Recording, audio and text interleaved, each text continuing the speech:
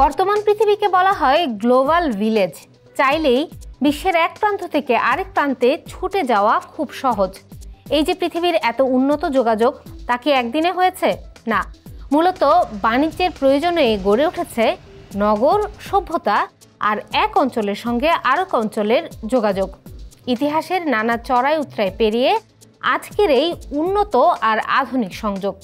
এই ধরুন, বর্তমানে কয়েক ঘন্টায় এশিয়া থেকে ইউরোপে চলে যাওয়া যায়, কিন্তু একসময় এই যাত্রায় মাসের পর মাস সময় লেগে যেত। বলছি সিল্ক রোডের কথা। ইতিহাসের বাণিজ্যে এই রুটের আছে অসামান্য অবদান। এই একটি রুটের মাধ্যমে আজকের চীনের সঙ্গে যুক্ত ছিল ইউরোপ, সেই সঙ্গে যুক্ত ছিল ভূমধ্যসাগরীয় অন্যান্য দেশ। বাণিজ্যের ইতিহাসের প্রথম পর্বে চলুন জেনে নেই সিল্ক রোডের বিস্তারিত।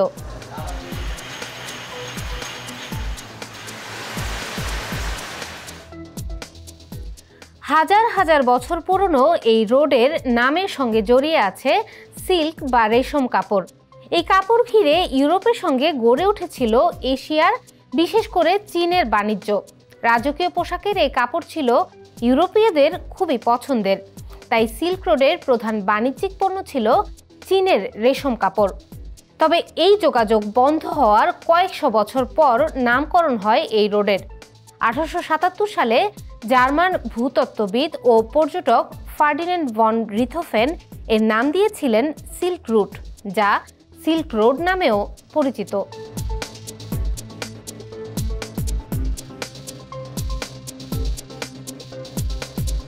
মূলত প্রাচীনকালের অন্যতম বড় দুই সভ্যতা চীন ও রোমের মধ্যে বাণিজ্যের জন্য গড়ে উঠেছিল এই রুট।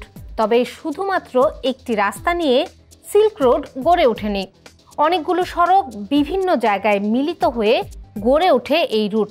ছিল সমুদ্রপথ। 1500 বছরেরও বেশি সময় ধরে এটি বাণিজ্যের রুট হিসেবে ব্যবহার হয়েছে। খ্রিস্টপূর্ব 130 সালে চীনের হান সাম্রাজ্যের সময় থেকে এই রুটে বাণিজ্য শুরু হয়, চলে খ্রিস্টাব্দ 1453 সাল পর্যন্ত।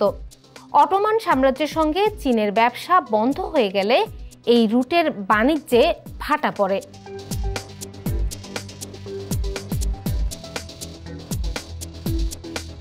এই রোডের বাণিজ্য পথ হিসেবে এখন আমরা যে রুটগুলো জানি, একেবারে শুরুতে কিন্তু এটি এমন ছিল না। হান সাম্রাজ্যের সময়ে শুধুমাত্র চীনের অভ্যন্তরে সিল্ক বা রেশম পণ্যের বেচাকেনার জন্য একটি রুট তৈরি হয়।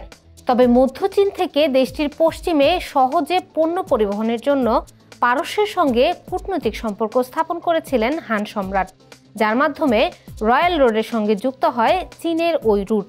সেই সঙ্গে পশ্চিমাদের সঙ্গেও বাণিজ্য বাড়ায় চীন।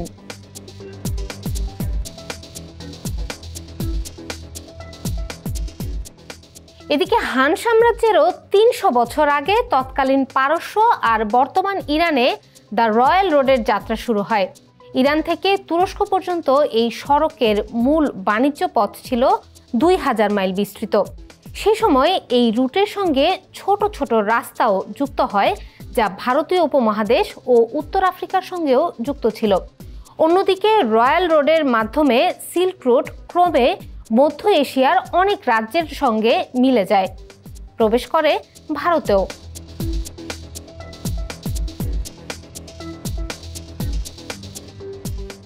সিল্ক রোড 6437 কিলোমিটার বা 4000 মাইল পর্যন্ত বিস্তৃত ছিল।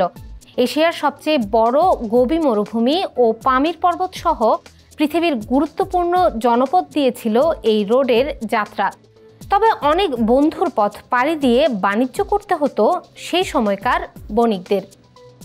এর রক্ষণাবেক্ষণ কোনো সরকার বা রাজ্যের অধীনে না থাকায় সড়কের অবস্থাও ছিল বেহাল। কোথাও পাথুরে ও রুক্ষ মরুভূমি, কোথাও আবার বালুময় পথ। তাই এই পথে যাতায়াতে সবচেয়ে বড় চ্যালেঞ্জ ছিল খাবার পানির সন্ধান। ব্যবসায়ীদের শুধু নিজেদের জন্য নয়, তাদের চলাচলের বাহন উটের জন্য পানির সন্ধান করতে হতো।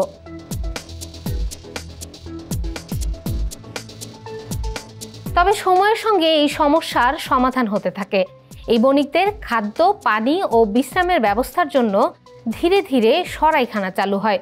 ক্লান্ত বণিকদের জন্য সেখানে রাতে ঘুমানোরও ব্যবস্থা হয়।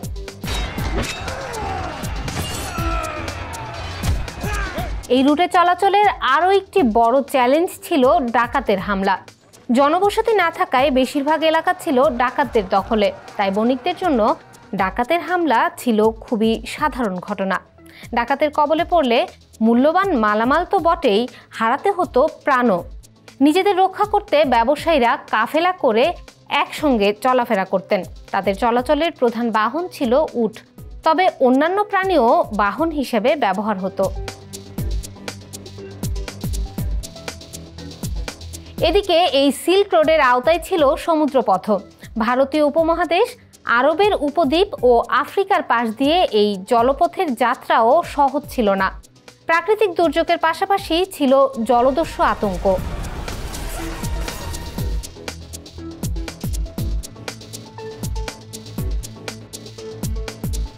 আগেই বলছিলাম, সিল্ক রোডের প্রধান পণ্য ছিল রেশম, তবে এর বাইরেও নানা ধরনের পণ্য বাণিজ্য হতো এই পথে। রেশমের পরই সবচেয়ে বেশি যে পণ্য ইউরোপে যেত তা হলো চীনে আবিষ্কার হওয়া কাগজ ও বারুদ। এছাড়াও ছিল মশলা, শস্য, বিভিন্ন ধরনের যন্ত্রপাতি, সরঞ্জাম, চিত্রকর্ম, পাথর, ধাতু ইত্যাদি। সেই সঙ্গে সভ্যতার বিকাশ ও উন্নয়নেও ছিল এর অসামান্য অবদান। শিল্প, সাহিত্য, ভাষা, শিক্ষা ও ধর্মের বিনিময় হয়েছিল এই রোডের মাধ্যমেই।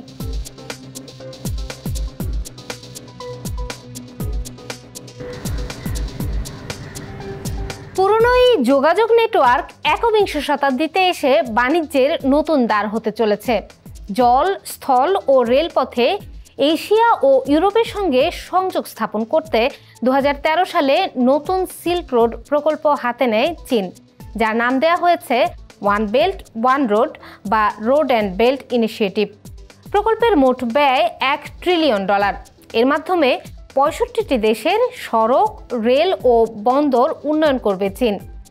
যে রুটে বা বালুকা বেলায় একসময় উটের কাফেলা ধুলো উড়িয়ে যেত, সেখানে এখন চলাচল করবে দ্রুতগতির মোটরযান।